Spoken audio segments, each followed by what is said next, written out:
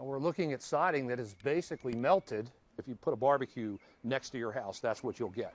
In this Fuquay Arena neighborhood, there are lots of homes with the same problem, about 75% of them. But the way these look back here, wow, I don't know what else to say. The worst I have seen. What's causing this siding to deform? It's the sun. As anybody who's ever experimented with a magnifying glass knows, when the sun's rays are focused, they can be very destructive. These energy-efficient windows can act just like a magnifying glass. We're using this mirror to simulate how, under certain conditions, the sun's rays can be focused by the windows onto the side of a building. And in this neighborhood, the right conditions abound. Over time, it started to melt, and it actually looks like it's reflecting off our own windows.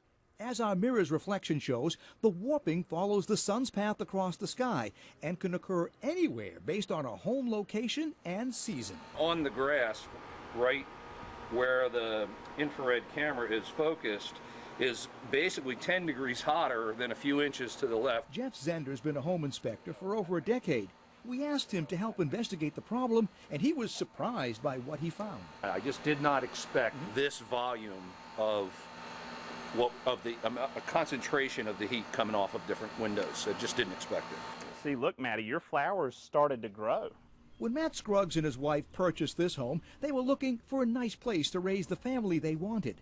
Instead, their house raised turmoil as the siding started to melt. We contacted the window company. They had determined that it was the siding company.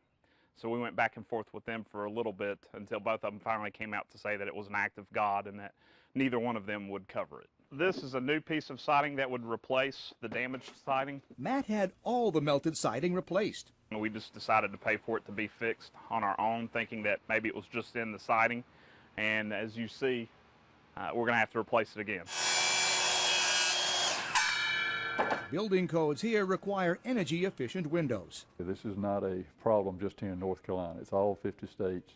3 years ago, WNCN brought the problem to the attention of the Home Builders Association of Raleigh-Wake County. I think at this point, most people just want to know that somebody's listening about this. Well, you know, I think it was a great story that y'all did last night. It was something that we were not aware of. That prompted the State Building Code Council to get involved, which set up a committee to look for solutions. The committee called in window makers, siding manufacturers, and experts from all over, hoping to find a way to require changes in materials which would eliminate the problem. They couldn't. Folks have to live with it. The committee produced this report, which says, in essence, there is no code enforcement solution. The owner of this home was offered a solution by a contractor, which he rejected.